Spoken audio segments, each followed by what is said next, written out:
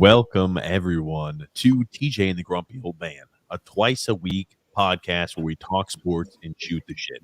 I'm your host, TJ, and with me here, as always, is the Grumpy Old Man. They say there's no shame in his game because he is always the same. That's me. Grumpy, how are you doing this evening? Oh, I'm better now. Yeah, we're running a little late. We're running a little late, Grumpy. Why is that? Why are we running late today? That's actually my fault. It's not TJ's fault. Like 99 and a half times out of 99 and 3/4 times. My system, my computer it ran an update for some reason at this particular time. So I had to wait for it to cycle through. And so that was the delay today.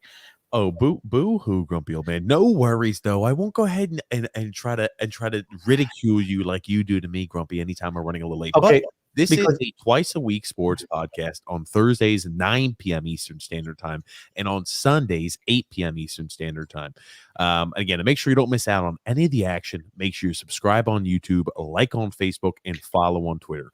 We also go live during big sporting events. If it's a college football playoffs, if it's going to be, some sort of, big college basketball game, if it's going to be the NFL playoffs, any of these big sporting events, UFC fights, we cover all of those live. So make sure you don't miss out on any of the action or reactions, Grump. Okay. Again, you're over-promising and under-delivering. What do you mean, Grumpy? Because, you say big sporting events. I'm going to guarantee there are sporting events that people would consider big and that you won't even consider doing. What do you mean? What sporting events would I not consider doing? NBA, stuff like that. I do an NBA game. I just look a little foolish. I do an NBA game, though. But how is that different from any other podcast you're on? There we freaking go. And again, is there a reason why you're not wearing a full shirt? Hey, man, my Thursday attire is tank top only, Grump. You should know that. You're embarrassing. You're embarrassing. Grump, that being said, a little bit of a change of story in recent development since our Sunday evening podcast about the Antonio Brown situation. Do you remember when Bruce Arians came out there and said, "Oh yeah, I didn't know about any injury. He just left. We had a conversation. I said, why are you not getting out there in the field?" He said, "I'm just not going." And I said, "Get your ass out there on the field, or get away, or go." That's not what he said. That's not what he said. Man, I'll pull up exactly what he said. He sugarcoated the hell out of it. And I remember saying on this freaking podcast Sunday evening, I said, that is bullshit. He definitely did not say that. I said, there is no way in hell that he said exactly the way he made everything sound. And here's the thing, right? You're seeing Antonio Brown made a response with the help of his legal team or publicist, because I can promise you he didn't write that, but I assume the words and the thoughts were his. It's like when a famous actor or somebody famous writes a book, they just give a guy ideas and they actually type away on it. But again, it represents roughly what the actor's experience is. Antonio Brown comes out with a response, and then he starts leaking text messages and posting text messages on social media. And then Bruce Arians makes a response as well. And I'll tell you, I'm sure the truth lies somewhere in the middle, but it's more drama in the NFL. That's for certain. General manager of Tampa Bay Buccaneers, Jason Light, came out and said today that AB determined he wasn't getting enough targets, and that's the reason why he wouldn't go in the game. They tried, and they said, his ankle was injured so bad, they wanted to send him to a specialist. He wouldn't go. You know what that tells me? And they released him today. If he signs with somebody else and he tries to play, Antonio Brown's full of shit. I don't know where it lands right now, but this guy, every time he gets into a disagreement, it's freaking scorched earth. Absolute scorched earth. Yes, I think so. I think that's the case too. This is how I think it played out. AB, we need you to go in. Well, hold on. Can we at least read what happened first, and then I'll get your opinion on what happened? Because for people, right, they come to the show, Grumpy, they want to hear what happened, and then they want to hear what we think about the situation. So we've got to read, and we've got to provide some context. Just make sure you read both. Your opinion. Just make sure you read both sides, because you're notorious for reading the side that whatever makes you look good or put your point across, and you'll just ignore the other side. I will play what Bruce Arians' response was here today. It was about 1 minute and 30 seconds when he responded in the press conference. I will play that in its entirety, so we'll give both sides of the story.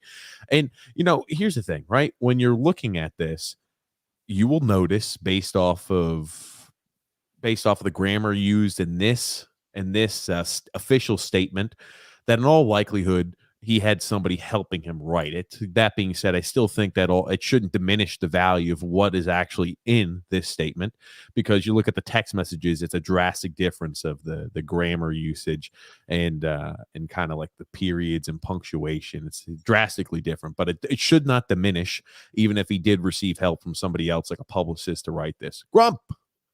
All I've got to say here is this. It's a lengthy statement too. So ladies and gentlemen, I want you to buckle in. He says, welcome. I'll read it quick. Like I'm doing an ad read.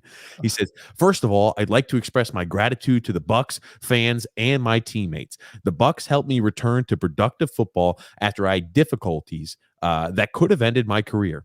We've worked together to resolve those difficulties, and I will always appreciate that. Being a part of a Super Bowl champion team and then a contender is a dream come true. I made mistakes.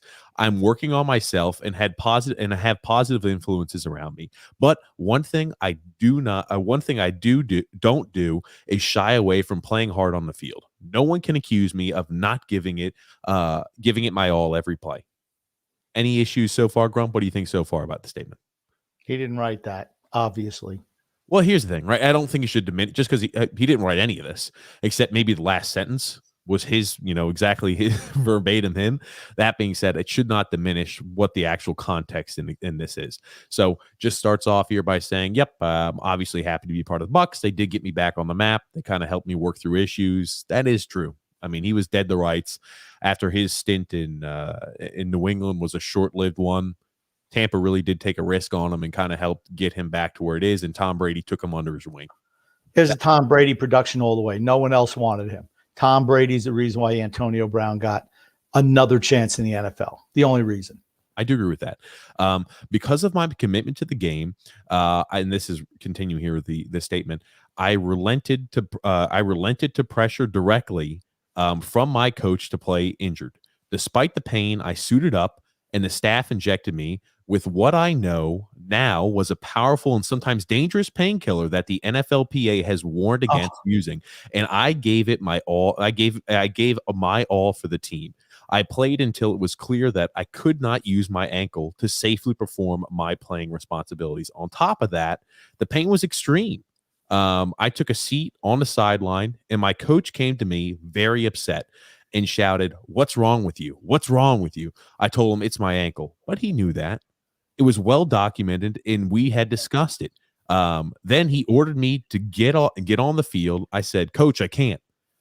He didn't call for medical attention. Instead, he shouted at me, "You're done," and ran his finger across his throat. Coach was telling me that if I didn't play hurt, that I'd be done with the Bucks. Okay. I don't know. Last I saw him, he was jumping up and down, hopping all over the field, saying goodbye to the fans. That looked like a guy who was so hurt that he couldn't perform. I don't know. Hey, trust me, he addresses that. He said all the adrenaline was pumping. Here's the thing. Yeah, okay. Well, if the adrenaline was pumping, why couldn't he get his lazy ass out on the field? Stop. Freaking stop. I'm just going to talk about that statement right there. He didn't write that either. Hold on. He didn't write any of this. But this it does. I'll mention this again, Grump. I don't need every single time we read a paragraph you say he didn't write that, because newsflash, he didn't. Okay, guess what else you don't need to do is read a whole a manifesto from Antonio Brown. Just sum it the frick up. He says he was hurt. They said he wasn't, and that was that, right? And he said Arians told him to get off the field. Okay, we're providing all the context, Grump. That's what we're doing here. It's not a deposition. Your homework? Did you do your homework? Yeah, I'm not like I know more about the subject than you do. You got to remember, Tom Brady's my man. Tampa Bay's my team this year, so I know everything that's transpired. So this guy's full of shit, and he goes scorched earth. He threw Brady under the bus. Okay, I want you to freaking just relax. Remember when I said we're going to go down line by line and we're going to kind of discuss it paragraph by paragraph? Here's the thing: was he injected? Do you think with some type of painkiller before the game? If he was, so what? Guys do that all the time. You're trying to tell me that no one's been injected in the NFL in the history of the league, and even this year has never been injected with a painkiller before a game? Please.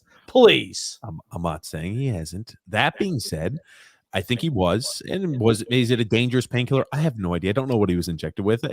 That's for some other field to decide as opposed to myself. Now, do you believe his coach came up to him, shouted at him, what's wrong with you? What's wrong with you? And he said, it's my ankle. And then he said, if you don't get out there, you're done, and ran his finger across his throat. See, like, I find that a little tough to believe.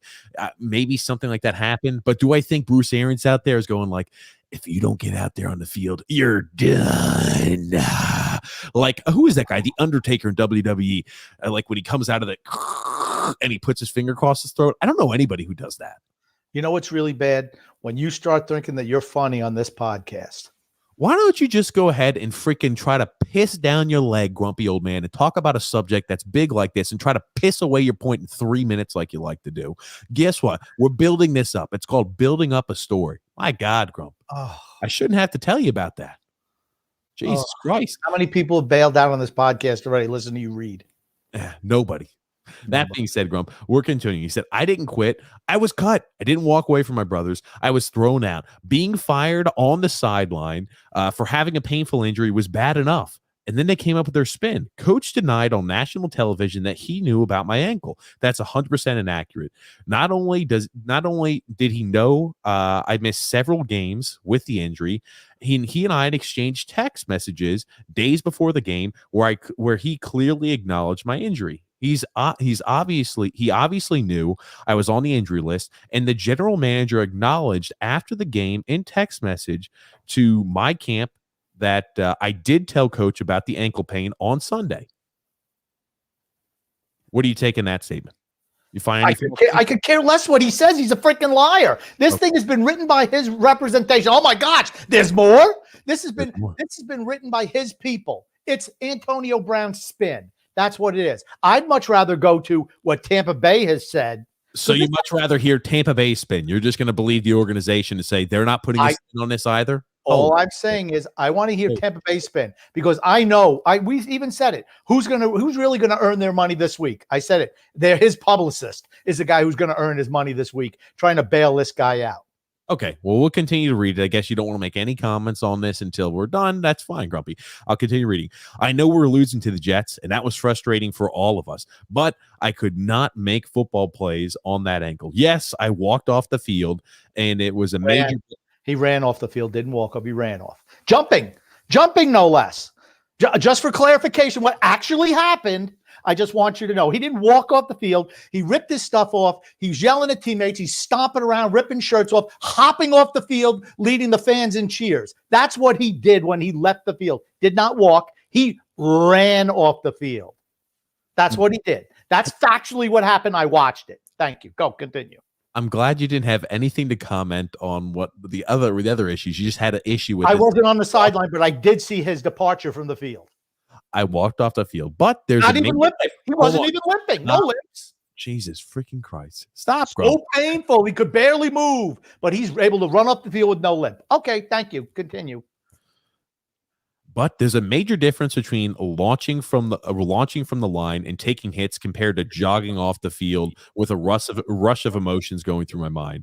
I'm reflecting on my reaction, but there was a trigger. The trigger was somebody telling me that I'm not allowed to feel pain.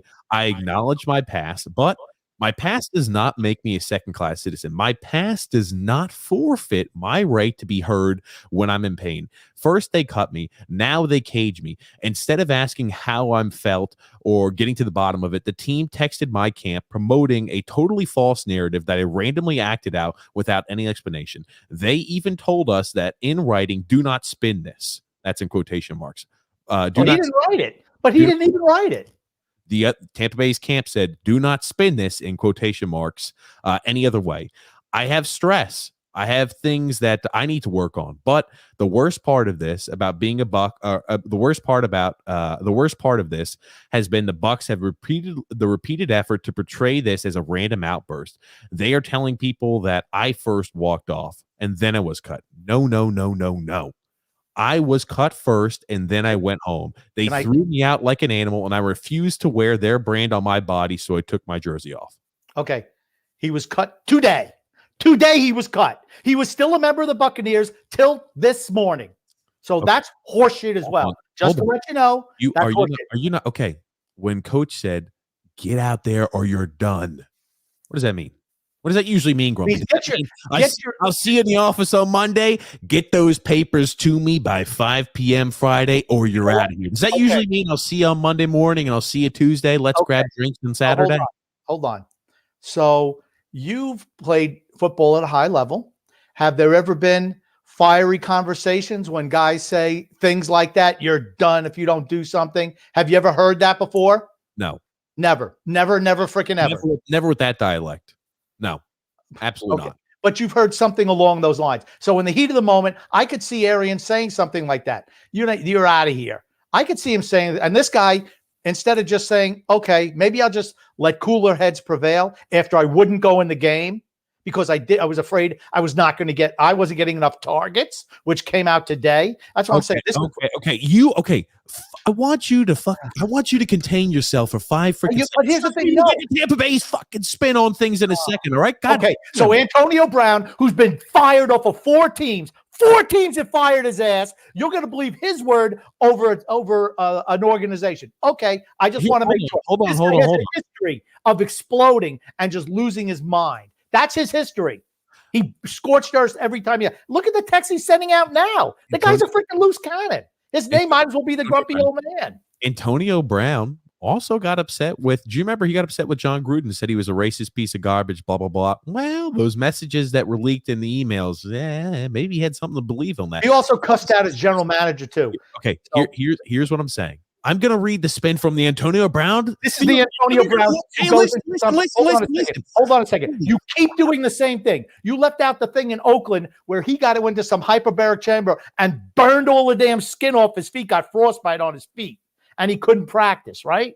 I mean, this is the type of guy you're talking about. Well, hold on. He got injured trying to in a recovery area. A lot of NFL players in the league do those type of chambers where they get the quick freeze like that. They do it for a short time period. They feel better. So he got injured in his recovery because he did it improperly or was not supervised properly, and that was a reason as well to be cut. Okay. Now that I got that, on the general manager and the coach and the whole team. It's the same thing he does everywhere he goes. It's a pattern keeps repeating itself. It's not everybody else. I'm going to tell you again, when one guy is involved and you have the same things happen over and over again, what's the common denominator? It's not the teams. It's Antonio Brown. I'm glad that you could not let us finish the Antonio Brown spin, but you're going to see how professionals do it, Grump. I want you to take a look at how I handle when we start introducing the Bruce Arians spin. I just want you to look at what professionalism looks like here, Grumpy. It's not going to be 17 pages worth of rambling dialogue that his lawyer wrote for him. That I can guarantee you. God. Okay, we'll finish this up because you're freaking intolerable. It's hard to tolerate you right now. As part of an ongoing cover-up, they're acting like I wasn't cut and now demanding that I see a doctor of their choice to examine my ankle. What they didn't know is that on Monday morning, I had an urgent MRI on my ankle. It shows broken bone fragments stuck in my ankle, the ligament torn from the bone, and cartilage loss, which are beyond painful. You can see the bone bulging from the side, from the outside, but that must be and can be repaired. The MRI has been read by 2 top orthopedic surgeons in New York City, including Dr. Martin O'Malley at Hospital for Special Surgery. Not realizing that I had already scheduled my surgery at HSS, the Bucks ordered, in quotation marks, me under penalty of discipline within a few hours notice to show up at a more junior doctor at HSS for another opinion. What a joke. They're playing like I wasn't cut, giving me a surprise attack order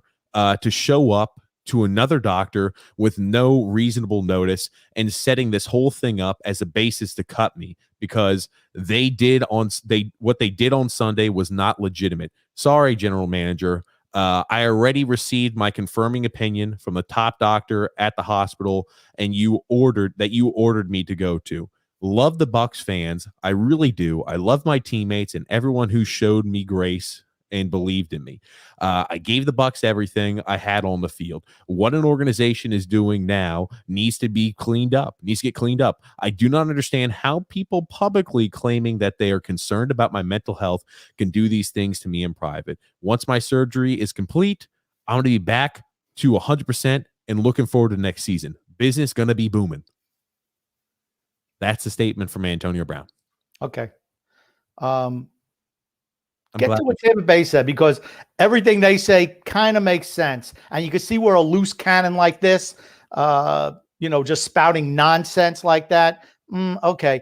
Tampa Bay asked him, can you show us the medical records from this doctor you went to? He couldn't provide that information. They wanted to send him to another doctor. He would not go to the meeting. Hold on. Give me a second. So Tampa Bay, an organization he's no longer associated with, should just say, hey, I want to see your medical records. Go ahead and give those to me. What? He wasn't kicked off the team until today. He was officially on the roster until this morning. Let me ask you, why was he officially still on the roster until this morning? Because they wanted to make sure what they could get, what could actually happen if they just cut him like that. They wanted to find out what the repercussions were. That's what happened. They're going to cover their ass absolutely for certain.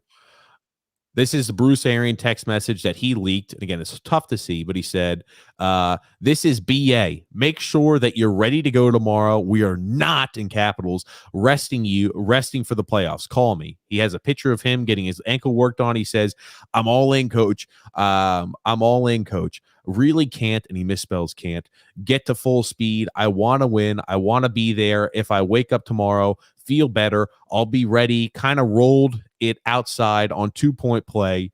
I want what's best for the team. Let me know when you're free to talk. I'll call you. Come see me in the morning. We'll talk about it. Definitely want you with us in case you're ready. Okay. So, okay, that's it. That's him trying to say Bruce Arians acknowledged on December 30th and December 31st that he understands that, yes, I've been told this is on Friday and that Saturday that, yes, Antonio Brown let him know that he was banged up and injured with the ankle. He didn't practice on Thursday or Friday. Bruce Arians knew. He was in practice. He knew he wasn't eligible to practice. They were sitting him out. He knew that. And it was a game time decision. And he went out there and he caught 3 passes for 26 yards in the first half. And he ran 2 wrong routes and Brady stopped throwing to him. That's what happened. Brady, if you're running wrong routes, Tom Brady's not throwing you the ball. Then he tried to go ahead and throw Alex Guerrero onto the bus. What a shocker. He said, hey, AG, if we're not going to work anymore, it's fine by me. It's fine. Let me know about the $100K I paid you. Only fair to get half of my money. Only get half my money. Let me know how to proceed. And then AB responds here, hey, good morning. Alex Guerrero responds, hey, good morning, Antonio Brown. I appreciate you reaching out to me. I completely understand that you want to go in a different direction. Thank you for the opportunity to work together. You are a wonderful person. I hope for your continued success on and off the field. Please let me know where you want us to send the balance. Big hugs, my friend. I don't know how people are throwing Alex Guerrero under the bus. Very professional response. No issue at all. Apparently, Antonio Brown did have an issue with this. I don't get that issue. So that is what happened today out of the Antonio Brown camp. Obviously, you could tell grumpy old man doesn't believe much of what occurred, I guess. He doesn't believe. I think Antonio Brown got pissed off because he wasn't getting reps. Because if you read the Tampa Bay portion where they lay it right out there, that fits more about what happens with Antonio Brown every single time. If we hold on, get back to your point. If we read the Tampa Bay portion, what?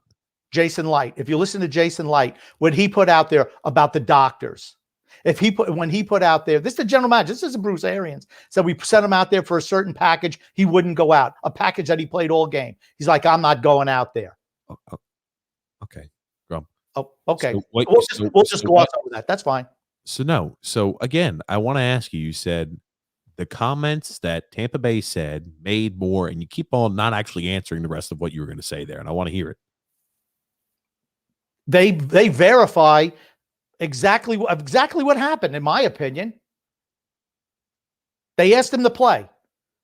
He said he didn't want to. He was pissed off. They also said that he wanted 2 weeks ago, his agent and Antonio Brown approached Jason Light, the general manager of Tampa, and wanted to convert his incentives into guaranteed salary. They said, no, we're not doing that. That was 2 weeks ago. That was as of this evening. See, because now when Antonio Brown wants to throw them under the bus, they're coming right back and piling right back on top of him, as they should do. Because you know what? If you see somebody lying about you, you hammer them with the truth. You want to go after us? We're going to come out and we're going to bury you. And I'm all for it. So let me ask you this. They came out there and asked them if we can convert that to automatic salary. Antonio Brown was, what was it, 5 catches, 88 yards, and a touchdown away from hitting all of the incentives. He had that game if he was banged up, and he still had the next game. So what? The week before the Carolina game. Okay, Carolina game. Okay. Let me see the time frame, because you're saying these numbers. This was before he had the 10 reception, 101 yard day against Carolina. So those incentives might not have been able to be reached. So in 3 games, he would have had 15 catches and 200 yards in 3 games time and 1 touchdown. We don't think that was possible for Antonio Brown? His agent maybe didn't think it was. Maybe he didn't. He just wanted his incentive. How did that affect what happened on that Sunday? At the time period when he left, right, if you're going to bring up and try to introduce the fact that he wanted his incentives to be guaranteed, and that's why he was upset, and that's why he wanted to leave. Because at the time period when he left, he had 5 catches, he needed 88 yards and a touchdown and 6 quarters of action. Jason Light said at halftime he was upset he wasn't getting enough targets. He was not getting enough targets. So he went into a freaking snit, and that's what happened. I could absolutely see and that be the case. How many wide receivers you see get pissed off because they're not getting thrown the ball enough? Like, we've never seen that before with this guy in particular. Come on. You know what? If it walks like a duck, if it waddles like a duck, and it quacks like a duck, guess what? It's a duck. And that's what Antonio Brown is. I don't know why you keep defending this guy. All I'm saying is you hear 4 teams. 4 teams. Hold on. Same calamitous departure from every team. Was it really, huh? How about how he quit on Pittsburgh the last game of the year? I'd never quit on my teammates. He walked out. How about in Oakland? He just walks out. Here's my question. We'll listen to Bruce Arians, and then we're going to go ahead and listen to what Tampa Bay's team had to say. All I'm going to say is this. It seems like you're taking this as a little bit of a hot button issue because you're a Tampa Bay fan, Grump. It's not because I'm hot. It seems like your team over anything. I don't care. Here's the thing. I was all for the Antonio Brown signing. All for it. I thought I should have brought him back after the vaccination thing. I absolutely did. But here's the thing.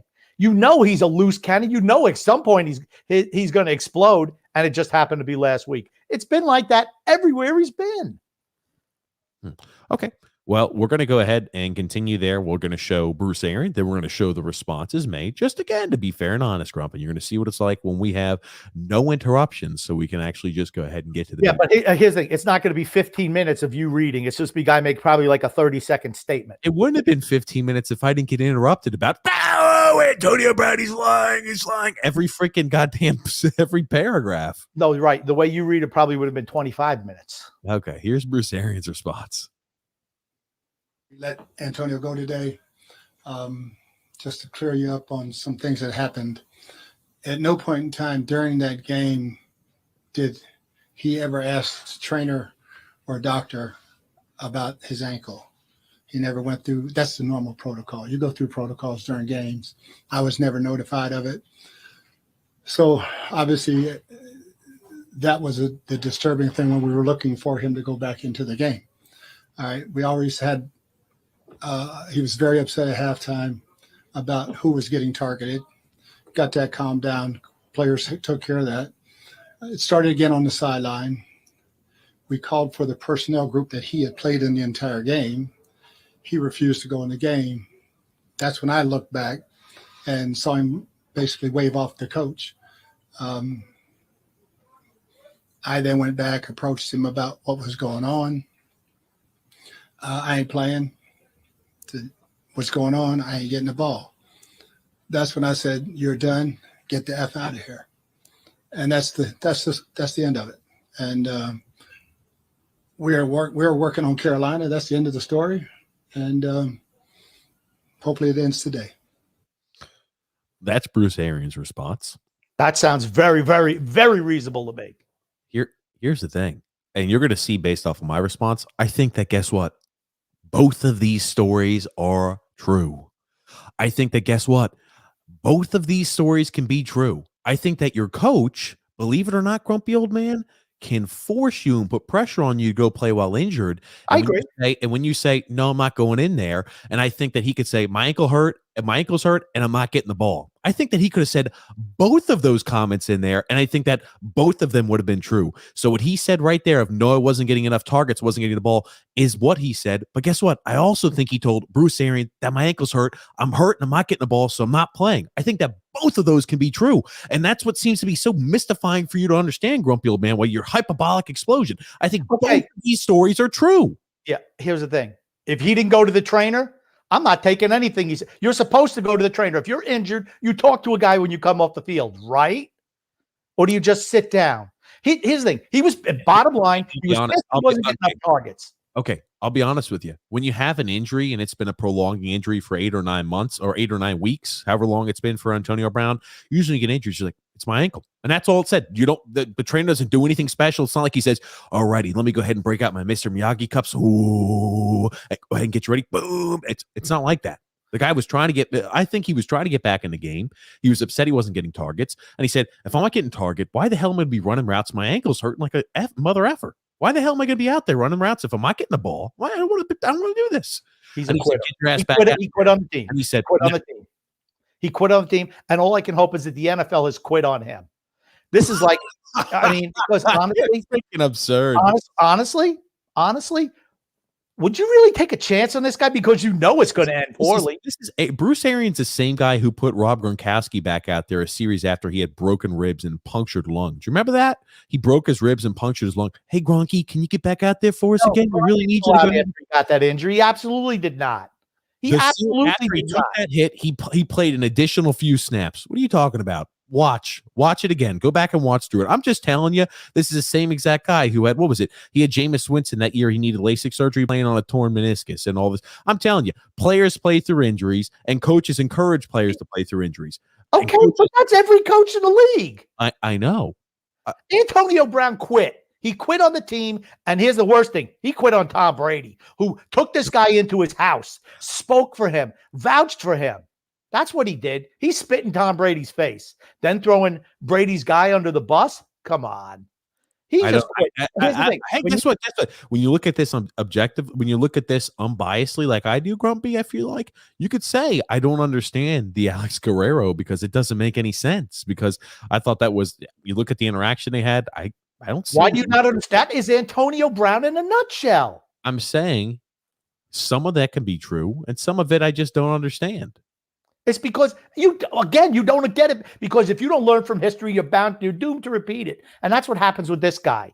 He burns every freaking bridge he's ever had. Bruce Arians never wanted him on the team last year. The only reason they did it was for Tom Brady. The only reason they signed him last year. I'm gonna read the comments made by the general manager. While Antonio Brown did receive treatment on his ankle and was listed on the injury list, injury report the week leading up to last Sunday's game, he was cleared to play by our medical team prior to the start of the game, and at no point during the game did he indicate to our medical personnel that he could not play. We'll see how they word that. He didn't report it to our medical personnel. He didn't say he did not report that to Bruce Arians. He did not report that to a position coach. He did not report that to any player, any member of the organization. He didn't report that to the medical personnel. See, like when you talk about the spin on it, right? This is how people leave themselves with loopholes. Did he go to a medical personnel? Did he go to John Smith who works on it? No, he probably did not.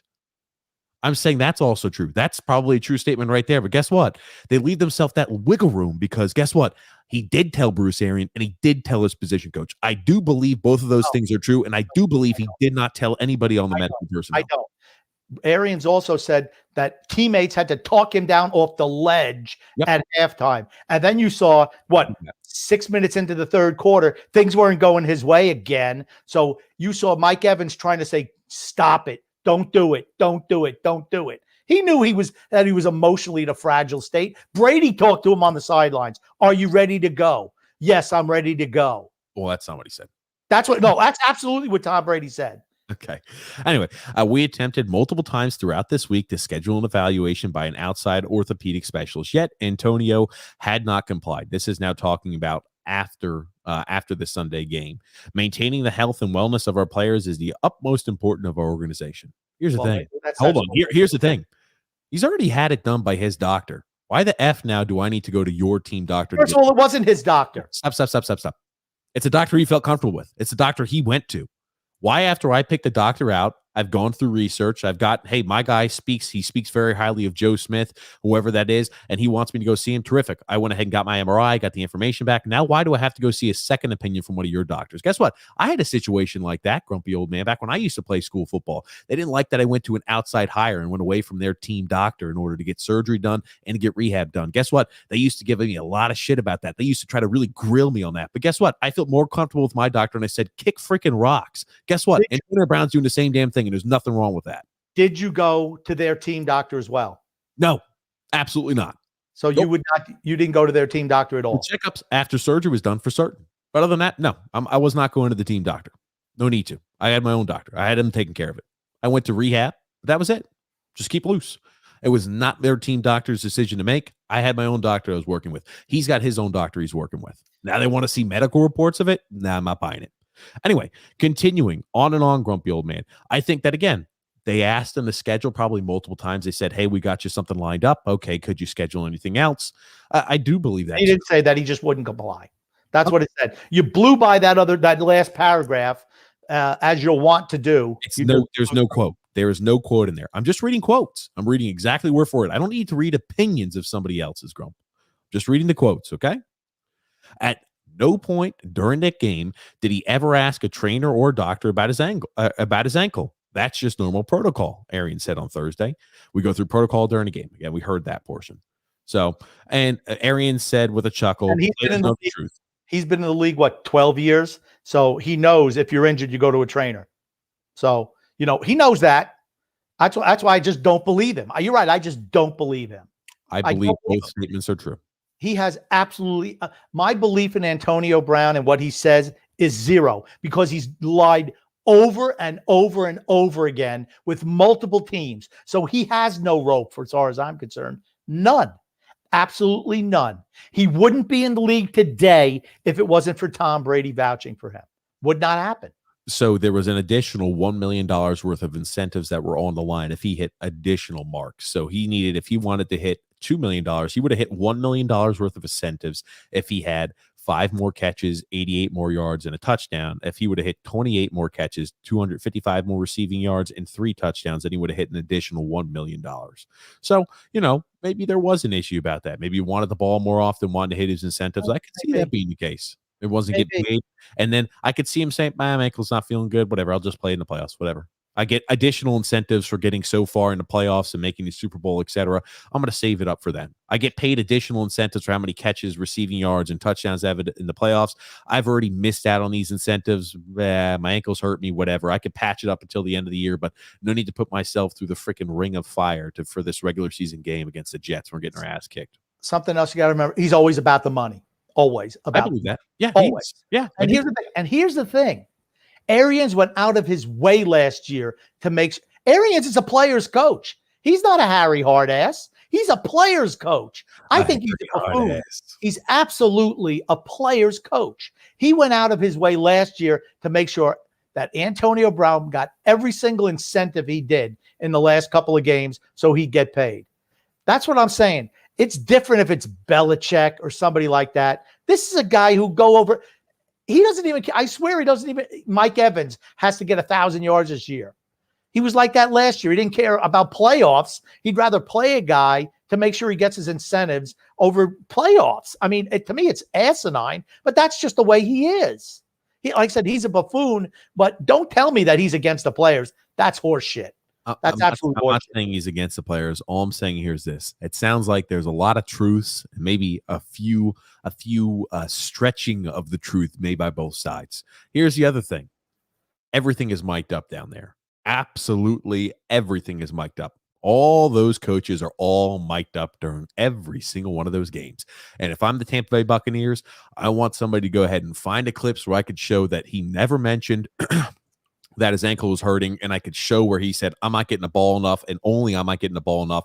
And he said, I'm not going in there because I'm not getting the ball enough. And when you said, get the hell out of here, you're freaking done. I'm finding that as soon as possible. I'm releasing that to NFL Network, because guess what? What the team does not want is this continual drama looming over their heads as they're 1 week from the playoffs. They do not want that. They want to put this to bed as soon as possible. So if you've got some sort of people who, you're Johnny Pencil pushers of the organization, hey, I want you to go ahead and listen to every single bit of this recording here so we can get this nonsense settled.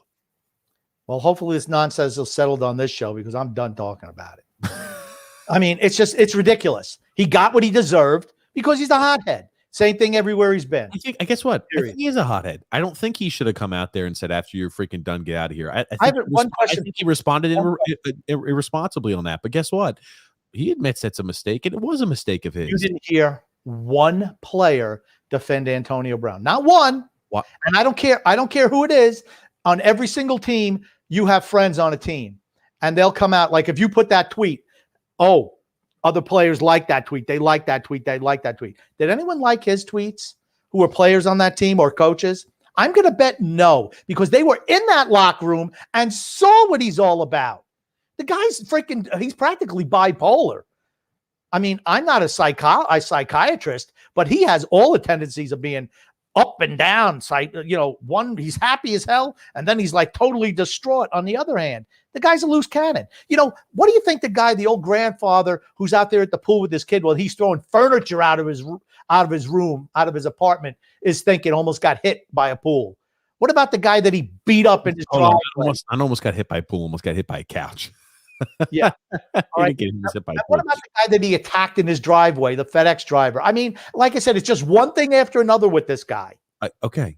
Can we not acknowledge that there's a possibility? And I think this is the likely case that the guy does have issues and had issues. I think he was working through those. By no means necessary is he a perfect or finished product, but I do think that the statements he made are true and have truth in them. And I think the statements that Bruce Arians and Jason Light made are also true. Here's the thing. You talk about the spin, right? Oh, I'm going to use little quotes here, and I'm going to go ahead and opine a lot. And it's the same exact thing that they did. Oh, well, he never went to the team doctor and the medical staff. Well, that's not what he's claiming. He's claiming he told the coach, his position coach, and Bruce Arians about it. Okay, conversation. You think we had a conversation? Arians had to go over to him after he denied it to when he was cussing out, or when he was just ignoring the position coach. He was in a snit. And he walked off. I'm not playing. I'm not getting enough targets. I'm not getting the money that I wanted them to guarantee. So I'm not going to go out there now because I'm not getting the ball thrown to me enough. That's I can absolutely believe that. Not all the other stuff. Maybe this, maybe that. You know what? No way. So rigid in your thought process that you believe that when a guy lies over and over and over again. No. When a guy lies over and over and over again to every single organization he's been on, I'm just going to treat him as a liar. Okay, sounds good. The fact that you think that he could not produce any truths at all in that statement shows that you are so freaking pig-headed that you will not believe that he could say anything that's right. That's ridiculous, dude.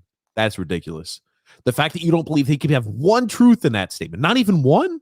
The truth is that he ran off the field. First of all, he's lying about his ankle injury too. Do you think that's a lie? You know what? How serious could that ankle injury have been? He was never even put on IR. He was out for 6 weeks before his suspension and was never put on IR. How serious was that ankle injury actually? If you're going to miss 3 weeks, they put you on IR. And they never put him on IR. I'm just saying. Why would they not put him on IR if they knew he was going to miss that much time? He missed 6 weeks. Then he was suspended for 3. Then he came back and had 10 catches for 101 yards. Then the next game, I'm not getting the ball enough. All of a sudden he has a snit. Okay. That's very believable to me. And it was really believable that he was building up this snit, right? Because he said, I'm going to go ahead and say, I'm going to text him that I have a hurt ankle so I can build an alibi. Why don't we just move on to something else? There's 45 minutes in. We're still talking about this ridiculousness. It's over. He's off. He's out of football, which I'm happy with. Thank you. I know, because your reaction is so ridiculous. Because I can't believe you're defending him. I am astounded that you're defending this guy who's a 4-time loser. 4-time loser. He's burned his way off of 4 teams. Those are just facts. People Don't don't, let facts get in the way of a good people argument. think that your ridiculous reactions are infuriating to this, that you cannot see that there is not even a slight chance that any of his I don't statement could be believe there's any true. slight chance. Correct. So let's just move on. 45 minutes in, and you just have to continue with this. You're right. It's the number one. He's a lie. You see how you don't stop talking? I'm gonna interject and give you the reason why I did that, and you're just gonna continue to opine and try to assume that. All I'm saying is this is the number one sport. This is the number one story in all sports. So that's why we took 45 minutes to talk about it. I apologize, Grump. It's the number one story in all of the sports world. So I apologize for covering this story. Not for we didn't need 45 minutes. I just don't believe him. You believe him, obviously. You believe a guy who's a criminal element, numerous times, and has walked away from 4 teams. I mean, that's what you believe. That's what you choose to believe. That's fine. I believe everybody else in the free world. You know what we should have done? We should have just talked about it for 2 minutes and just said, yeah, we're moving on to the next topic. Okay, we'll make sure to do that next time. Good idea, Grumpy. I wonder what the people in the comment section think about it. One comment's not the people. That's all I'm going to say, Grump. Anyway. Okay, that means they must think the way I do. Moving right along, Grump. Moving right along. Look at the warden. Look at that, Grumpy. Anyway, moving right along, Grumpy old man. We have got additional items here talking about college football. I'm not sure if you happen to see that as of recent, Grumpy old man, name, image, and likeness, and other members of organizations are talking about how it's getting a little out of control. You saw Texas A&M had the number 1 recruiting class in the entire nation. Well, you didn't also hear this. Texas A&M boosters spent over $30 million to helping get that to the number 1 overall recruiting class and giving name, image, and likeness deals. So the booster club shelled out $30 million worth of name, image, and likeness deals in order to bring in the number 1 recruiting class in all of college football. Well, here it is, ladies and gents. All it is how much money you can pay. We called that one. Did we call that? The week that it happened. And then look what else happened this week. You had 2 guys from Oklahoma, the quarterback, Caleb Williams, and the wide receiver, Mario Williams, I believe his last name also. They both have gone into the transfer portal, and they're like, well, maybe we'll come back. But it's like college players are now free agents every year. Well, I was about to say, what's to stop a guy like that from saying, I made a good bit of money here, but I'm going to go out in the transfer portal every single offseason to see who could pay me the most, and that's where I'm going to play. That's right, because there's no regulations. That's what happens. We said it was going to be like the Wild West, right? That's what it's going to be like. Until they actually have some type of legislation, it's going to be like the Wild West out there. And you're seeing it right before your eyes. I thought it would take a little bit longer than it did. It didn't even take a month. 1 year. Not even a year. Well, I'd say 1 full season, 1 college football season to have a recruiting class be as ridiculous as it is now. I tell you, hobby horsing is a huge hobby of Tony Cheese, Grumpy old man. In case you're wondering, we need to start covering some hobby horsing items. That's true. Alexander's saying that damn computer. Next time, Grumpy, just do like they said did in Office Space. Very true. It was really frustrating today, I have to admit. Alexander also saying, is that why you were so pissed off earlier on, Grumpy? Alexander also saying, but I hope you guys are having a great and blessed day. My God, both of you and your family. Thank you, Alexander. Always a calming influence, Alexander is. Oh, you need that. This whole AB situation is bizarre. I'm side with AB and on his story. It's more believable than the Bucks. TJ, go put the blouse back on. My goodness. Yes. That's what that means. The girl top is what he's saying. Well, fair enough. This has turned into a rated R show, Alexander says. Tony She said, oh my Jesus, this is going to be a disaster. I can't get through these comments, yet he wants to read an essay. Yeah, it's ridiculous. I had to read some text. It doesn't, he doesn't type that anyway. Yeah, for certain he doesn't. And what a film's there saying a black muscle shirt. It's too much contrast, TJ. Ouch. I guess I'm too pale. I am pale. You are very pale. Wear a shirt, man. How tough is it? It's winter time. How tough is it for you to put on a shirt, a t-shirt? What a film said, remember, Grumpy, your New Year's resolution? Yeah, trying to tolerate TJ. That hasn't gone. That's like most New Year's resolutions. They're gone in the first week. It wasn't even a week, Grump. It wasn't even a week. Close enough. 6 days. Grumpy knows how to play with pain, a.k.a. TJ, a pain in the ass. Oh! I love you, TJ. Love you too, Witta. And then what a film saying, Emmett Smith broke records with a broken collarbone. Do not defend this guy. He's just a quitter. A liar. A Took thief. Charlie for a walk. Negative 34 Celsius here in Alberta, Canada. That's cold. Ooh, That's cold. you got to play with the pain. That's about negative 30 Fahrenheit. Oh, baby. That's cold. Tony G saying, I went to rehab. Probably a different one than what TJ went to. Oh, shit. And what's up, Drew L? How are you doing? How are you doing? We're moving along with it. We're going to talk about other things, but we had to cover it. It's number one sports story. I tell you that much. But I thought it was funny that we had talked about, hey, is name, image, and likeness going to ruin the game of football? How is it going to impact recruiting? Well, we saw that immediately. The people who pay the most are people who are going to have the best recruiting classes and have the best teams. It's kind of sad. That's all I'm going to say. It's a little sad. It's all about the money now. I don't blame them, but it's all about the money. It's not surprising, though. By the way, also Jake Paul, just to give you a little update, grumpy old man. Another one of my pals. Yeah, What's he going to fight AB next? Oh, maybe Le'Veon Bell wanted to fight Jake Paul, as funny as that was before he was signed by the Buccaneers. Jake Paul said 5 days has passed. Remember, he gave the ultimatum to Dana White. And he said 5 days have passed. And while I agree to be tested, Dana has vanished like Casper. Dana, my one fight I will fight for $50,000 in new minimums. So again, all fights in the UFC would have to be paid $50K as a minimum. You'll make millions off of me, and all of the UFC fighters benefits from a new minimum, a revenue share, and a share of healthcare. Why not have a deal done? So he's still wanting to do that. I was wondering why he would want to do this, and then I heard his pay-per-view numbers for the last fight that he had, which absolutely went in the tank. What were they? Miserable. I don't have the exact numbers. It was a precipitous drop from the first one. It was deemed a classic failure. So it's like, oh, where am I going to make more money now? My boxing career is over. So now what am I going to do? Let's see if I can drum up. Tune in and watch him get his ass kicked. And when that's not happening, and they saw the guy he beat last time, they say, no worry about it. Here's the thing. I had purchased Jake Paul in the UFC fight because I think he'd get his ass kicked if he fought a tough opponent. I would pay to watch him get pummeled. I would. Wouldn't that be something fun to cover live? It would be fun. I'd love to see him take a beating. And everybody wins from that. The UFC fighters get paid more. Everybody wins. I tell you. Drew L saying here, off topic, but the Knicks game was crazy. Yeah, I'm going to tell you what, the league is better when the New York teams are good. And I'd like to see the Knicks play a little bit better than they are, honestly. Absolutely. And then Saeed S says, RJ Barrett must have had a big play right at the end, grumpy. RJ Barrett, I remember him playing for Duke.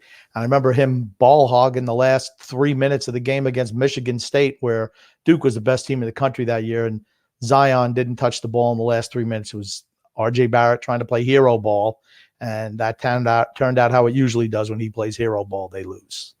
Well, let me ask you this. I'm going to ask I'll never forgive him for that. You'll never. I'll never. You know what that sounds like? It sounds like when fans are upset that Nick Saban didn't do a good job in Miami, and they said, I'll never forgive him for that. Doesn't matter if he's the best college coach probably in the history of the sport. I'll never forgive him for what happened in Miami. Well, this is RJ Barrett right here at the end of the game. I mean, this is what you're talking about, hero ball, I'm sure. He gets a shot last second. That's a little bit different. That's a little bit different. That's a set play called for him. That's a little bit different. When you don't give Zion Williamson, the best player on the Duke team that year, Jordan. I didn't even know he's still alive. Hold on. I'll let you finish your point, but Jesus Christ, you didn't know Tracy Jordan was still alive? I don't know. He's had some issues too. He used to be like Antonio Brown, running naked in the streets, stuff like that. You know, he had. That's who we played in 30 Rock. Yeah, I know. But like I said, RJ Barrett in the last, Williamson didn't even touch the ball in the last 3 minutes. Everything was RJ Barrett, just one brick after another. And that's a game they should have won. They were easily the best team in college basketball that year, and Zion was the best player. But, Barrett had to play hero ball, and that cost him. And RJ Barrett's a good player. I'm not denying, but he was not Zion Williamson in college. Yeah. I'm just saying, what a freaking shot and a hell of a play by RJ Barrett to win the game. Right, and looks like they beat the Celtics, who are just miserable this year. They're just miserable. Try to take away from RJ Barrett. Okay, I understand. No, I said it was a great shot. No, I'm just saying the Celtics have been miserable this year. Probably should have blown them out. what a film saying, yeah, amateur sports are not supposed to make any money. College sports forgot about that a long time ago. These they just buy themselves championships. And here's the worst part. They wouldn't give the kids any money, which was dumb. If they were proactive, they could have really kind of, this NIL thing never want to come into play because they would have been getting some money. It was their steadfast refusal to give them anything when they were just taking money in hand over fist. That's on because they were greedy. The NCAA was greedy. It winds up costing them in the long run, and it ruins the credibility of the sport. Think about how tough it's going to be to recruit every year, where you have to worry, man, am I doing enough to keep an 18-year-old kid happy, or he's going to leave and go somewhere else? Do you want to put work in with an 18-year-old kid? You know, there's going to be a lot of other issues that come up with this. I'm unhappy with playing time. I'm not getting enough targets. I'm going somewhere else next year. That's exactly how everything is. I'm telling you, that is exactly how everything is, grumpy old man. Storm off the field, all that stuff. Throw shirts in the crowd, all that stuff. Now you're taking it. Yay, everybody get up. Now you're taking it too far. But I'll tell you that, it makes you think, okay, even if our coach has a bad year, if we fire the coach, we could lose about 30 players to the transfer portal. And now we're bringing somebody new in. He's going to have put together a ragtag team. It almost guarantees yourself a lost season the year after. I'm telling you, it is a wild and crazy world out there. Coaching stability now is even more important in college football than it ever has been before. Yes. It's nuts. Keep your coach happy. Exactly. Now you got to worry about appeasing the coach on top of it. But Grump, do you know what time it is? It's ad time. Yes, it is. In today's podcast, you can take a little bit shorter amount of time to read the ad than you did that manifesto from the Unabomber, aka Antonio Brown. Can you just manage to interrupt me every single paragraph I read on this one, though? I think I should make it go a lot quicker. Actually, he's not the Unabomber. He's the multi-bomber. He's blown up many a franchise. Anyway, today's podcast is brought to you by DraftKings. Hockey fans, DraftKings Sportsbook, an official sports betting partner of the NHL, has a no-brainer offer that will make you a winner once any shot gets past the goalie. New customers can bet just a $1 on any NHL game and win $100 in free bets if either team scores a goal. The NHL got rid of ties in 2005, so you know somebody is going to light the lamp. If DraftKings Sportsbook isn't available in your state yet, no worries. Everyone can play for huge cash prizes all season long with DraftKings daily fantasy hockey contests. DraftKings is giving all new customers a free shot at millions of dollars in total prizes with their first deposit. Download the DraftKings Sportsbook app now and use the promo code THPN and throw down $1 on any NHL team and win $100 in free bets if either team scores a goal. That's promo code THPN this week at DraftKings Sportsbook, an official sports betting partner of the NHL. You must be 21 years or older in New Jersey, Indiana, or Pennsylvania only. New customers only. Minimum of a $5 deposit and a $1 wager is required. One per customer. Restrictions apply. See DraftKings.com/sportsbook for full details. If you have a gambling problem, call 1-800-GAMBLER. You know what, TJ? I was just thinking. Remember, you know who Andy Kaufman is? No. Okay. He was a legendary comedian back in the day. And sometimes to get the crowd riled up, he would just go in and he'd read like Byron or something. And that would be his comedy act. He would just read from a novel. And that's what I felt you did today. And the people wanted to storm the stage. That's what I think you were trying to do to me today. Make me angry. No, Grumpy. All I did was I even said I want to go ahead and introduce the subject. I want to it's like as I was reading it, it's like you were the guy. It's like imagine like you're in court, Grump. We're reading the evidence, then we're going to both have a chance to lawyer our way through it. And Grump's like, no, the evidence is wrong. They're doing this. I mean, come on. There was no evidence. First of all, that was nothing he had was any evidence. He had no evidence. There was no evidence on his part. No medical records, no nothing. Oh, grumpy. I do have something. Warzone Senior Citizen saying here, the Islanders are playing better while Trotz is away from the team. Isn't this isn't a coincidence? I'm just going to say 2 games is a small sample size. That's all I'll say. I want to mention now, have you heard about people wanting Jacob Chitrin Have you heard the? Have you heard the cries? Hey, we need Jacob Chitrin, Grump. I have heard that. So the Islander fans here on this show, you're getting a little Islanders special here before the Saturday podcast.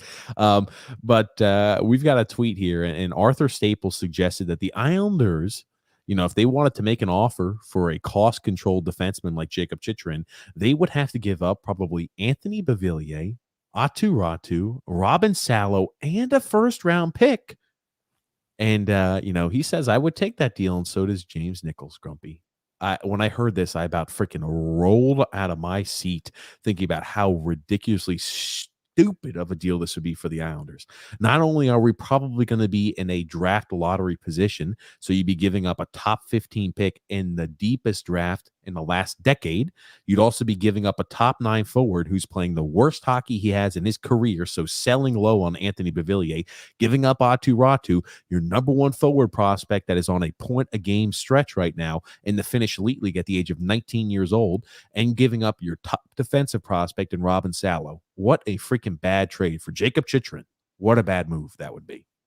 Is there any reason, and is there any wonder why Arthur Staple is no longer writing for the New York Islanders, putting out tripe like that?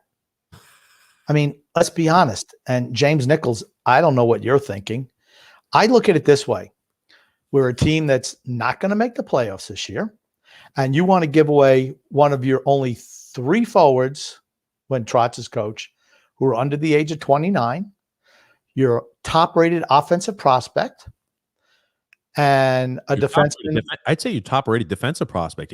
Maybe you could argue saying Bolduc, but I mean, Bolduc is really like shit this year. Okay, I'm going to say Salo's really not. He's playing every night. So here's another young, cost-effective defenseman, and then a lottery pick for Jacob Chitrin, who is a good defenseman, very offensive. I just wonder how many points he'd put up in the Barry Trotz system. I'm not saying he's not good, but I'm not trading away all my young futures for a guy like that. He doesn't put you over the top. Once again, this team isn't good enough. It's not good enough to win a Stanley Cup. Adding 1 defenseman and subtracting 4 pieces who can actually play for your team in the immediate future is just dumb. That's just dumb. Why don't we offer them Josh Bailey, Anders Lee, Brock Nelson, Kyle Palmieri, all the other trash on our team? You want to know why? No one will take them. That's why. And here's the thing. If they were to say something like, we want to get rid of Anthony Beauvillier because we believe that Kiefer Bellows is a top 6 guy. Oh, that's fine. But we need to get more in return. I can't give up a first-round pick that's probably going to be a lottery pick. And again, this year's draft, they say, is the deepest draft, if not in the recent decade, if not the last 2 decades. This maybe is one of the deepest drafts we've seen in quite some time. We want to give up a lottery pick. Yikes, bad. We want to give up our best forward prospect who slipped to us in this year's draft. And the way he's played this year looks like he should have been a mid-first round pick, if not an early first round pick, where all the projections had him 2 years ago. He's had a huge bounce back here and a resurgence in his play after he went ahead and left Karpot and went to Jokerit. There's no freaking coincidence of that, by the way. And we want to give up a defensive guy who's a young, cost-effective defenseman who's offensive-minded that probably will be able to stick it out in the league. Jacob Chitrin. Yikes. No, thank you. No freaking thank you. It's a bad idea. I know plus and minuses and everything, but he's like a minus 27 on Arizona. I think he's minus 27, minus 29. But geez, I'm sorry. I saw that and I was like, this has got to be a joke. People have to be joking when they see that, when they say this, right? That's Nick Leddy 2018 bad. Matter of fact, worse than that, honestly. I was about to say the points aren't even where Nick Leddy's points were in 2018. Nick Leddy, he's got a lot of points. He's a good point. He's only got 7 points this year. I thought he had games. Okay. Last year he had like 40, or maybe he had like 30 something, and then the year before maybe like 40. But this year he's got 7 points. So Chikrin's production wise is there, but the Arizona Coyotes are miserable, so worth taking out with a grain of salt. Yeah, I'm passing on that deal though. No way. I am too. What a film said. Did they throw money at you once in a while in playing college football, TJ? No, they did not. I played at a small school though. I'm talking about Division II, so it was a small school down there. But no, they wouldn't tell you even if he did. Yeah, I wouldn't tell you if I did either. That being said, Yeah, Division One programs, they for certain throw money at every single one of those players. You hear the stories, they're not lies, especially when you hear so many of them talk to you by so many other guys who played in the community at that high level. It's just way too many. It's way too many stories to say, oh yeah, all these are fake. The massive evidence just kind of adds up. What a film said, they gave me an envelope with cash when I played junior hockey. I thought it was weird, but I took it. Boosters, I tell you, they for certain do. That's right. It's not cash. It's not taxable. Yeah, they say, here you go, buddy. Go ahead and do that. Tony Cheese says, Tracy Jordan. I saw Tracy. That's right. I forget his name is Tracy Morgan. I always thought his name in real life was also Tracy Jordan. Oh. Yeah, Tracy Morgan. He had mental health issues for a while too. Well, Tracy Jordan definitely had mental health issues. I'm not so sure about Tracy Morgan. No, Tracy Morgan did too. Saeed S there says, the Celtics have the most heartbreaking losses this season. Yeah, they've been bad. And they have talent, but I just think it's a bad mix what they have. Alexander saying here, this whole celebrity boxing, this boxing celebrity crap is garbage. What do you guys think about the hiring of Eric Chavez as the Mets hitting coach? I was surprised he left the Yankees for the Mets, honestly. But as far as the celebrity boxing stuff goes, I kind of enjoyed it when they had celebrities fighting one another. I thought it was great. I was about to say, I just want to see. Right, they're not professionals, so I love to see Dustin Diamond getting beat by somebody, some other celebrity, Danny Bonaducci or whoever it was. I think those were hilarious. Hooded Films, they're saying, I'm a goalie and never left the ice injured. Pretty lucky, but I played through a lot of pain, and it's normal back then. It was normal back then. And yeah, I'm gonna need knee surgery. Been cracking them since I was 12 years old. Yeah. I mean, that's just part of playing athletics, though. And Antonio Brown knows that. What a film saying Andy Kaufman was the absolute best. TJ ain't no Andy Kaufman, grumpy old man. I know. I don't even know who he is. Drew L said, we're literally giving up our entire future for a guy who's one of the only offensive talents on the Coyotes. And I always say, even bad teams have to have someone who puts up numbers. Yep. Chychrun's that guy for them. Yep. Here's the thing. If Anthony Bavilla was playing for the Arizona Coyotes, he would score a hell of a lot more goals and have a hell of a lot more assists than he does with the Islanders. So, and here's the other funny thing. I remember, and trust me, we're going to hammer the hell out of this on Saturday. I think we once traded a very, very highly coveted young defenseman named Devon Taves and got only a fraction of what Arthur Staples saying the price of Jacob Chychrun is. Isn't that funny? Yeah, interesting. And quite interesting. Who's played better? Would you rather have Taves or Chychrun? Taves is only averaging a little over a point a game. So yeah, I probably have, Devon Taves. And again, he's another guy who's on a cap friendly deal. Now, here's the thing. Grumpy. Jacob Chychrun only require probably a lottery pick in this year's draft and a very, very heavy draft. Your top forward prospect, your top defensive prospect, and a contributor, a young contributor who's a top 9 forward and a 20 goal scorer. That's all. He's a top 2 forward on our team, and he might even be a top line forward for them. So, I mean, like I said, sorry. No. If they made that deal, they should strip Lamoriello of GM duties and, I don't know, fire everybody in the organization. What a film said, no offense to Barry, but he's had a lot of time. He should be back on the bench next Thursday. I think he will also. I was about to say, I think he is too. I mean, like this is, the break that they've got. I think he'll be back next Thursday. I know that Lane Lambert right now is, the interim guy, but I mean, like his mother passed probably about 2 weeks ago. Everybody's grieving process is different, but I assume that Barry wants to get these boys in the playoffs and he wants to keep working for him. So I assume he'll be back. Yeah. He's got all summer to work on that. Getting the guys back in shape and getting them ready for the playoffs. Yeah. Oh God. Alexander saying, knowing the Islanders, they'll probably blow this pick on another and draft another Casper Holmstrom. RJ Barrett with the dagger. And do you guys remember Celebrity Deathmatch? Yes. That was good stuff too. I'll let you talk about how they might blow the pick though. I think that's part of my whole off-season plan is saying, okay, Barry, we're drafting talent now. We're not picking grinders who fit your system. We're drafting talent. We're totally bereft of talent in this organization. We're taking the best player there is, regardless of position. If it's a center who's a goal scorer, that's who we're drafting. I don't care if they don't play defense. Are you cool coaching players like that? Gotcha. We'll save a lot of that for the Honor podcast on Saturday. But Warzone Senior Citizen said also average in Palmieri $12 million a year. Throw Bailey in there at 17, right? Nuts, isn't it? Nuts. Well, Grump, I have, because we've got actually some NHL news to talk about that I think you would enjoy. But Grumpy, do you know who Jason Derulo is? I've heard the name. No, but you know who he is. I've heard the name. You'll have to, if you, it rings a bell. Let me just say that. He's a musical artist, a very, very famous musical artist. No, I don't know who that is. Jason Derulo. Never heard of it? Never heard of any of his songs? This is him right here? Yeah. I do not know him. It's Jason Derulo. So we know how we do fan fight segments. Well, this is a little different. You know, you talk about celebrity fights. So Jason Derulo, I want you to watch why things transpired and kind of what happened.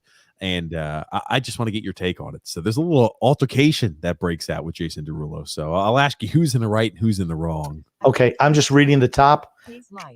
I'm going to say that I know what Usher looks like.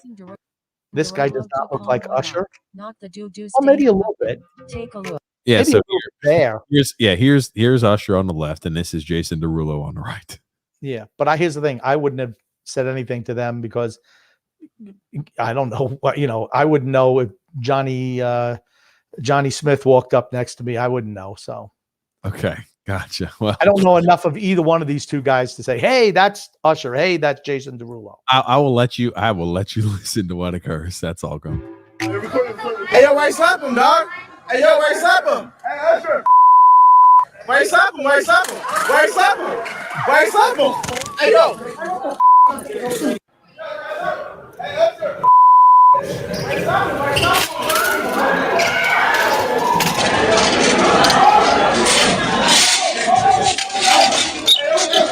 What?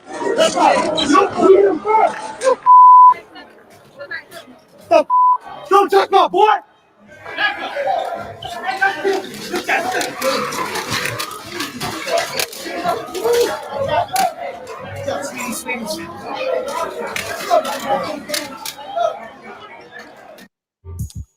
Your boy just got his ass knocked the F out. Okay. So the fight broke out. Go ahead, Grump. I have a couple questions. Yes. Admittedly, I don't know. First of all, I don't know any of these guys personally. Is there some beef between Jason Derulo and Usher? No, he just didn't like being called Usher. And the guy said, "Hey, Usher, F you." Okay, but the guy who was yelling that out, it almost sounded like he was trying to, like he knew something. I don't understand why Jason Derulo would have acted like that. It made no sense to me. You just kind of, you have to expect, you're a celebrity, right? He's a celebrity. Yes. I'm assuming as a singer. He's a big celebrity. Okay. I said, I don't know him. There's not a big crowd there. I don't know where he is, but you have to just have to ignore people on the outside, don't you? This is not a fan fight. This is different. I mean, he got himself in big trouble. That's assault, by the way. I just hate to say it. That's assault. He went out. He just said, "Hey, Usher," and he got jacked up. Yeah. Jason Derulo was arrested he was allegedly committed battery against two individuals, according to the police. Yeah, I mean, I like I said, I didn't know if there was something else. Maybe this guy, like in Billy Madison. I'm sorry. In was it Bill? No, what was the movie with Happy Gilmore, where they used to send that guy out to the course all the time and yell at Adam Sandler and get under his skin? I don't know if it was somebody like that. I don't know if they had a history. This guy with I'm reading up on it. Apparently, there have been no issues. And again, there have been no issues or fights that have been made public or even addressed that there was any issue between Jason Derulo or beef between Jason Derulo and Usher. So okay. I do find it funny, though. All it took for this individual, Jason Derulo, was a random fan saying, "Hey, Usher, F you, you bitch." That's all it took. And he goes barreling through barricades, starts hammering this guy, and then goes ahead and punches him well after everything has been separated. And then he goes and punches him. The knockout there at the end, the punch at the end. I mean, Jason Derulo, that's probably the best punch we've seen of 2022. This is the best one that we've seen of 2022, grumpy old man. He's going to pay for that. He's going to pay for that punch, though. He's going to lose money for that. It is going to be an expensive punch. Absolutely. I'm wondering, Grumpy, all it took was for Jason Derulo there was a fan saying, hey, F you, Usher, you bitch. And he went ahead and went berserk. So when Bruce Arians said, F you, should he gone ahead and Antonio Brown just went ahead and dropped the mitts right there, thrown off the gloves and started punching Bruce Arians, you think? I don't think he had the guts to. He was too busy running around being a jackass in the back of the end zone. I'll let you watch this one more time, Grumpy. Wait up. He runs through about 2 or 3 barricades. And think about it. His security is all over the place. His security is already blocking off these fans or these agitators. They already have security between them. And he runs through his security and starts throwing punches. Then the security's job is, right, as Jason Derulo is pummeling this guy, they say, hey, Jason's our boy. We're going to push the other guy back. We're going to make sure we don't really we try to separate Jason Derulo, but we're sure as hell not hitting him. We'll definitely hit the other guy. And I just look at this. It becomes like a mosh pit of humanity. You got the guy laughing. I was about to say, the guy's giggling. He's like, I can't believe this. We just wanted to screw with him and say, F you, Jason Derulo. This is the part that blows my mind. He, after being separated by his security, is going back at the individual after they threw some punches. Does this other guy have like a microphone? Was that? Did that other guy have a microphone in his hand? Who? The guy who gets hit the second time. I don't know. It looked like he had a microphone. I don't know. Here's the thing. I know he took a face full of fists there. The first one he misses just by a tiny bit. He just misses on that first one. He didn't miss the second time. No, he just misses. It's like the Matrix. As he's falling back, Jason Derulo says, absolutely not, buddy. You're not getting away that free. And clocks him right in the face. You're thinking to yourself, man, what an expensive outburst. It's just so dumb on his part. I mean, just why? Why? It makes no sense. He didn't look like he was drunk. He was just upset that he got called Usher. How dare you, one of you sons of guns.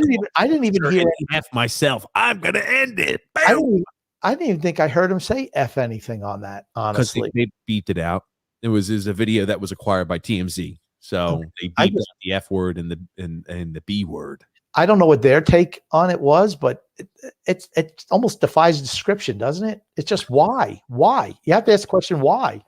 And I want to show you how different some fights are than others. So now this is a fight that was at Coventry City, a small football club. And I want you to watch this. This is between 2 family members. So I want you to watch the fight that breaks out. And I want you to watch the security guards. Can I just say one thing? How hard at work they are. Can I just say one thing? The one good thing about fighting in these small little arenas is there's like a lot of space. So they should probably get stuff to, you can move around. You're not encumbered by other fans and seats and stuff. You could just tell based off of there's already 3 security guards in the area. There's a whole bunch of empty space too. They're tarping out certain sections. But I'll let you watch this, Grump. Where's the zoom here? There you go.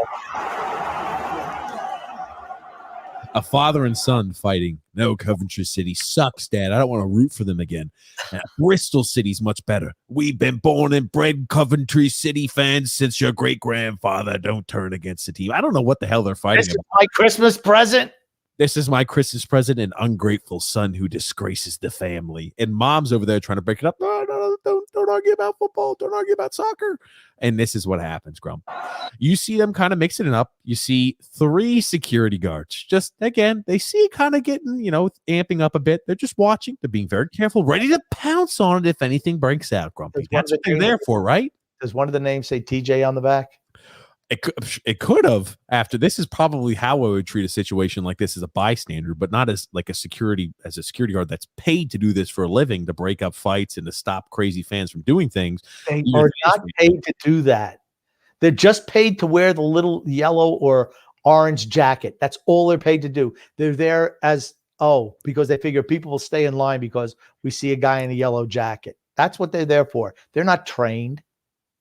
They're not trained in fisticuffs or as referees. They're not trained for any of that. They're just day work. I want to get back to it.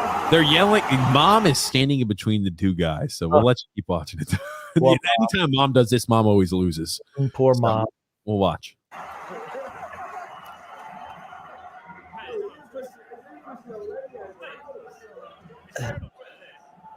They're hugging. They love one another. Yeah, that's it. Group hug. Mom's like, I gotta get out of here.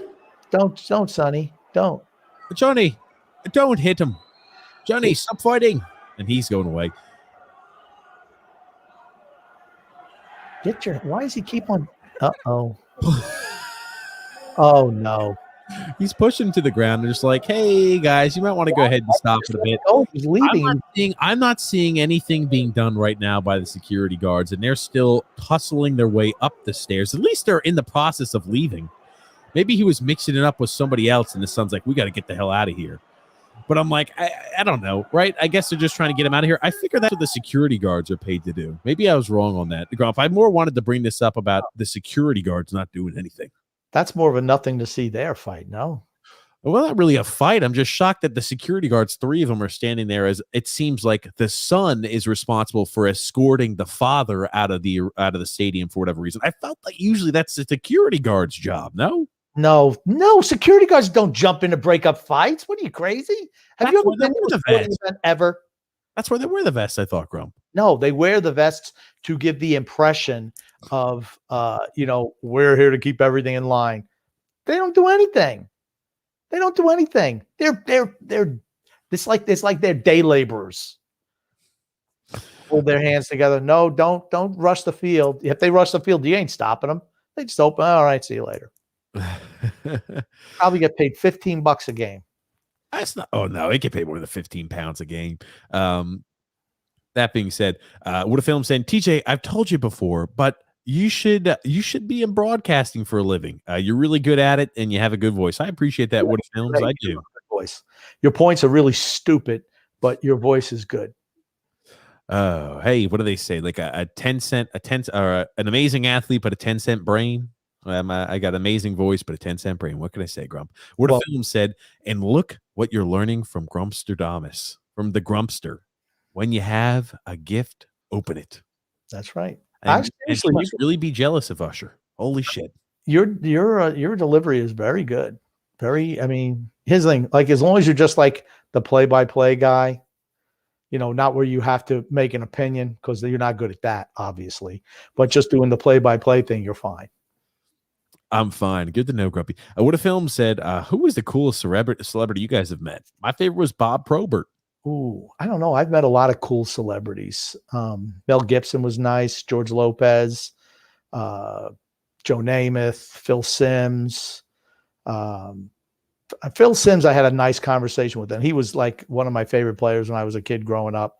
So, I had breakfast with him once. So maybe it was Phil Simms. And he was just a cool, regular guy. That's the thing I liked about him. No not showy or anything. John Travolta was really, really, really nice. So I don't know. I've met a lot of celebrities, and they've all been. I think the only guy who was really a jerk, Tim Connolly, was a jerk. Now that I think about it, he was a jerk. He used to play for the Islanders. He was a jerk. But other than that, most all the celebrities are nice. Bruce Willis was actually nice too. You could tell he didn't want to talk to us, but he was nice. He had a hot girlfriend with him at Super Bowl 38 or 36. 36. The coolest celebrity I ever met was a grumpy old man. Was Clinton Portis. Oh, hold on a sec, Grump. Did you know he was in the news as of recent? Yeah. Not long ago, he happened to have a little bit of a trouble and run-in there with healthcare fraud. Well, I did meet Clinton Portis once before, and I have a funny story to tell about that. That being said, Clinton Portis sentenced to 6 months in prison. Dun, dun, dun. Yeah, well, I know he came and spoke to your team at a football game. Okay, Grumpy. I don't need you to tell that story. I'll tell it. But Clinton Portis, Grumpy old man, in prison. in prison, or he's going to be sentenced there. He's sentenced to 6 months in prison. I was trying to look to see if it was one of those cushy ones where it's like you're going to be at home or something like that, but I couldn't find any details on it. But you talk about a guy. Think about this. That guy he almost had 10,000 career rushing yards as an undrafted guy. You talk about a fantastic running back who just, you could tell, man, you talk about some people have money issues, bad financial advice. Man, oh man. I tell you, Clinton Portis is one of those individuals, Grump. He did try to have some healthcare fraud, and it benefited him, and like $100,000 stolen. They always find that stuff. Yeah. Don't get a financial advice from Clinton Portis. That's what it tells me. That for certain. But Clinton Portis, he did come and speak. He came and speak to our football team a long time ago, Grump. And what happened was, as he was talking about, he was on a campaign walking around with like the local sheriff's department. I thought to myself, okay, our school's not a big school. Clinton Portis is here. Okay, Clinton Portis was a hell of a football player. Yeah, let's listen to what Clinton Portis has to say. He was there on a campaign to talk about how you don't want to do drugs and alcohol and everything like that. How it could be bad and detrimental for your life. Well, one of the questions somebody asked, like, hey, Clinton Portis, what's the best game you ever played? He's like, well, I probably shouldn't tell this story. But it was, I think he said, his rookie or his second year. I can't, it's hazy the longer the story, as long as ago he told the story. But it was like my rookie or my second year. We went out. It was like the last game of the regular season. And, they have a huge party on Friday evening. And I got so hungover and drunk, I was throwing up all Saturday. And I was throwing up even Sunday before game time. But for whatever reason, I played the best game of football I ever did. I just think to myself, oh, yeah, now it kind of makes sense. Clinton Portis was coming to a small Division II school, giving speeches, probably getting paid to go ahead and do those, and gets popped there for healthcare fraud. Yikes. You talk about a guy who's in some financial straits. Yeah, well, he's nothing if not creative. Absolutely, Grump. Absolutely. I figured you'd get a little kick out of Clinton Portis being sentenced. Now, do you happen to hear what happened in the NHL? I hear a lot of things. What are you talking about? I'm talking about the NHL suing companies for breach contracts are refusing to reimburse them. Did you happen to hear that? I'm not surprised. 5 insurance providers. I'm not surprised in the least that they have to sue an insurance company to get their money. They have no problem taking premiums, but they never want to pay off on a claim, ever. No. So what I find funny about this here too is you'll see, again, they're suing for a $1 billion worth of losses due to COVID, the COVID pandemic. How did they lose 20 teams? I just want to know how they lost $1 billion. They couldn't have any fans in the stands, so that $1 billion? $1 billion? Across 20 teams that didn't have fans in the stands, that couldn't sell any merchandise, that couldn't sell any concessions, couldn't sell anything. $1 billion. They had games canceled. That was additional revenue via eyes on the show and ad revenue, etc. You're talking about 25 games. $1 billion. I don't know. I'm not saying they had to have a shortened season last year, so I guarantee they're claiming those as well. Well, I think that's what they were claiming, was that. The 2020 when it originally happened, and for the 2019-2020 season and 2020-2021 season, for both of those seasons, 2 seasons. I just don't want to hear from the owners that they're broke. Well, and the players had to take massive pay cuts to play shortened seasons, right? Players had to give that back, or they weren't going to be able to have. And I just don't believe the owners in that. Well, you might like this one. Rick Westhead says, if the NHL wins the court judgment or settles with the issuers, would it result, or would they have to share any of that money with the players? Former NHLPA lawyer and economic consultant Richard Reuter says no, because the NHL and the NHLPA's CBA specifically excludes insurance-related proceeds from HRR. I hope they lose that lawsuit. So listen to this, guys. The NHL pulled a freaking quick one on the NHLPA, claiming that we've got to keep the cap flat for the next 4 seasons, essentially, or for the next 3 seasons, and a $1 million increase in that 4th year because we had so many losses this last year to report. We are never going to be able to recover from that, and we need you guys to work with us. So we're going to have to keep the cap flat for another 3 years. We'll only be able to increase it by $1 million in the 4th year. And there's certain benefits, guys. We'll give you a little bit of a nudge and say, here you go. We'll give you the Olympics, which we have now taken away from you. And guess what? They're going to sue for those losses the insurance company had insurance for, and they're not going to get any of that. So guess what? The team is going to get the money they missed out on, and now they found a way to go ahead and keep the players from getting paid. Look at that. And to keep the cap flat for an additional 3 years, and essentially for an additional 4 years. Look at that. The players had to take pay cuts to play. Nuts. Otherwise, like I said, I hope they lose the lawsuit. And if they win, if I'm the NHLPA, you know what I say? That salary cap, when it has to be $100 million. I don't understand. You know what? I don't even want to hear any excuses from you. You cashed in and didn't give us anything. Where we took all the loss, you lost nothing. Everything that you lost, you got back in insurance money. We never got our money back. There's no way that I'm settling. And they won't do it because their union isn't strong enough. But that's what I do. I said that cap has to be absolutely $100 million or more, and the owners have to spend that. And I don't want to hear anything else. You made $1 billion, $1 billion with a B. It has to be. You're able to recover $1 billion worth of losses across 20 teams, which equates over the 2-year time span to about 45 to 50 games. So over that 45 to 50 game spread, the 20 teams that are suing here are going to be recovering $1 billion worth of losses. Grump, I mean, let's assume we're even just to go ahead and take that and say, let's divide that by, the 20. Let's just take it and say they split it evenly. What is that, Grump? You're looking at what, like five? You're looking at like 50 million per team. You're looking at 50 million a team. You're looking at 50 million, roughly about 50 million a team. Yeah. Hey, we lost so much money. We could never recover from that. You've got to keep the cap flat for another 3 seasons at least, and a $1 million increase in the 4th. Hey guys, guess what? I remember even saying at the time period, it seems like the players kind of got screwed. And I was told, no, TJ Grumpy. They got the Olympics. That was a big point of contention for them. And, the COVID pandemic happened, and, they're just happy to be playing. They're going to get paid on it. This is terrific. The teams are going to get what they still had lost out from by suing the insurance company. They'll probably settle out of court for some amount, but yikes. I tell you, the NHLPA lost big on this. Yeah, trying to get a nickel out of an insurance company is really tough. But when you're doing it as a league and an organization, I kind of give the advantage to them. Yeah, not me. They're in business for a reason, not to give you money. That's their whole job, not to give you money. We got here, Warzone, senior citizen saying, I'm in Florida. If somebody attacks me like that, they get shot. That guy was acting crazy. It just made no sense, honestly. That was nonsense. What a film saying here. If I was rich, I could have bad days like that.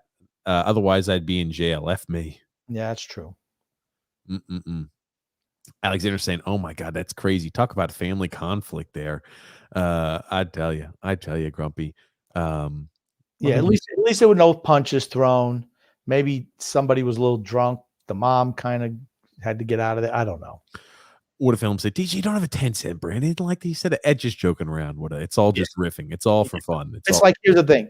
TJ's really good at what he does. And, I'm okay at what I do. But, TJ, what he does could actually translate to something else. Me, not so much. I appreciate that you're rooting. I appreciate that you're rooting for me there, Woody, and that I'm not intimidated. I'm never intimidated by Grumpy. Yeah, I know we're good together. We were like peanut butter and jelly. And then Warzone Senior Citizen says the NHL gets everything it deserves for ruining, blames the losers there for ruining the NHL. That's true. Well, Grump, is there anything you want to talk about? I just wanted to bring up one small thing, and we can pontificate on it later. Ken Rosenthal, who's worked for the MLB network for, 15 years or so. But he also does things for other newspapers. He writes articles. He came out and wrote an article that was critical of Rob Manfred, the commissioner of Major League Baseball, and MLB Network fired him over that, which I thought was, wow. Ken Rosenthal is like the guy. That's right. Hold on, they fired. I did not know about this. They fired him because of an article.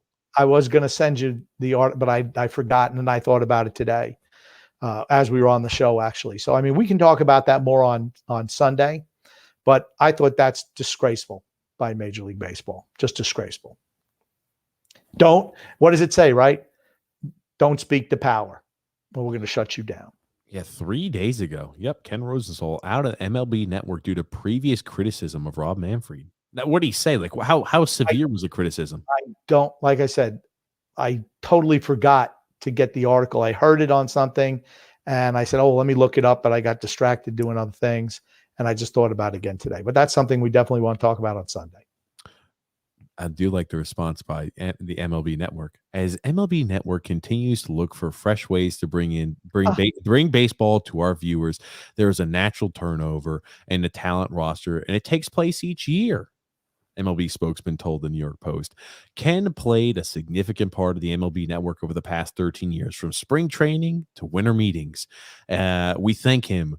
We thank him for his work across MLB Network studio, game, and event programming, and wish him the very best going forward. Do you know who wrote that? Rob Manfred? No, Antonio Brown's lawyer. Hey, man, he's a busy guy. He sure is. Oh man. Ken Rosenthal responded as if the perception that Manfred is beholden to the owners is and out of touch with the players is not bad enough. He was trending on Twitter on Monday after performing a massive flip-flop. Yeah, well, there you go.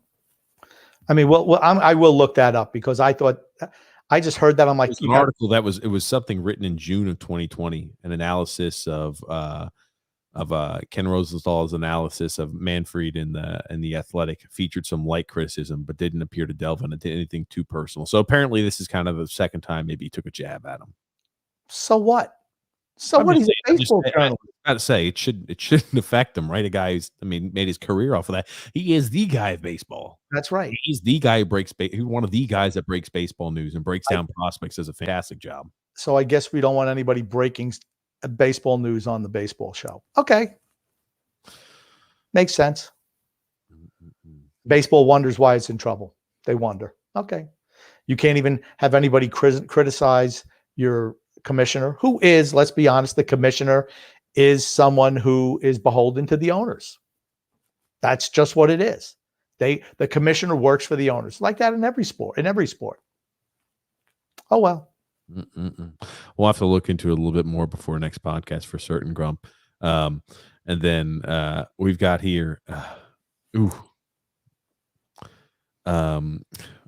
Warzone C Assistant says, what's higher, Grumpy Old Man's IQ or the Islanders' cap hit of washed up bums combined? My IQ is way higher than that. Way higher. And then Wood of Film saying, Grumpy, you're smarter than most. You know I love you, but you're not always right. We're making the playoffs. And he also says, great podcast going deer hunting with Charlie. Love you guys. Thanks there, Wood of Film. Yes, love you too. So Grump, what do you want to say before we wrap things up today? I just want to say love and laughter to everyone who listens, and even those who don't, from TJ and the Grumpy Old Man. Well, thank you, Grumpy, there for being a part of today's podcast. And thank you, everybody, for tuning in and listening. Again, if you're new to the show, we implore you, subscribe, stick around a while, like us on Facebook, and follow on Twitter. We'll see you guys live this upcoming Sunday at 8 p.m. Eastern Standard Time. Thanks so much for tuning in, guys, and we'll see you Sunday.